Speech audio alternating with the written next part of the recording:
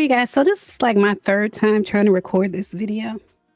Well, Malcolm-Jamal Warner, if you haven't heard, sure you see the title, he has passed away at the age of 54. So we're going to talk about that in this video. ABC News is reporting that he drowned. He drowned off the coast of Costa Rica on Sunday, according to Costa Rican National Police. His official cause of death is listed as asphyxia.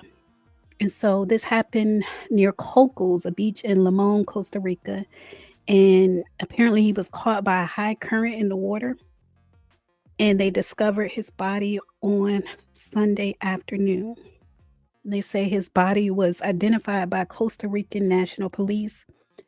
And the thing about Malcolm-Jamal Warner is that he never talked about his family, right?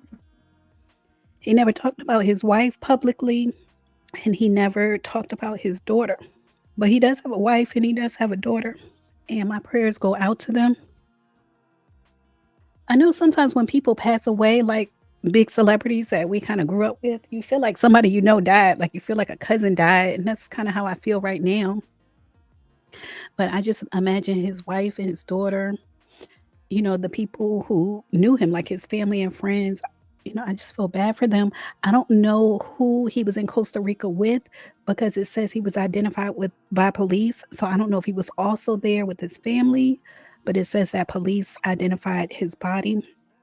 So I do want to give like a little memoriam to him as far as like his career highlights.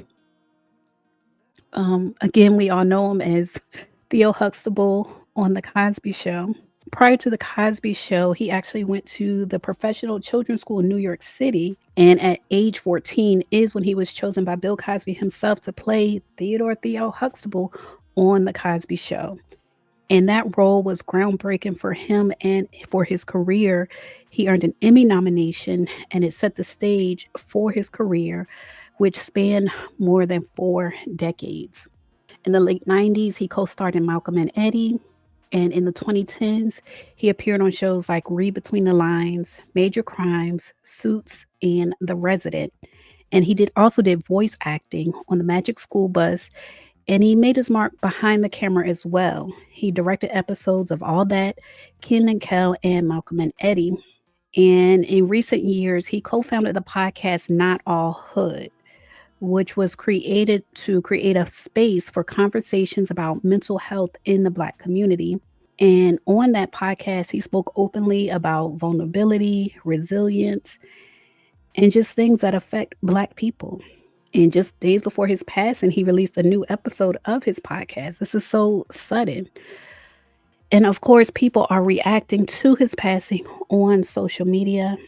People are posting their favorite episodes of The Cosby Show.